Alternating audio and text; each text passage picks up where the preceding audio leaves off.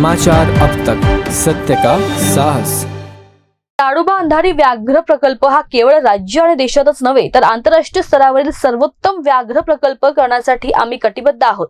आज येथे देश विदेशातील विविध क्षेत्रातील नामवंत व्यक्ती पर्यटनासाठी येतात।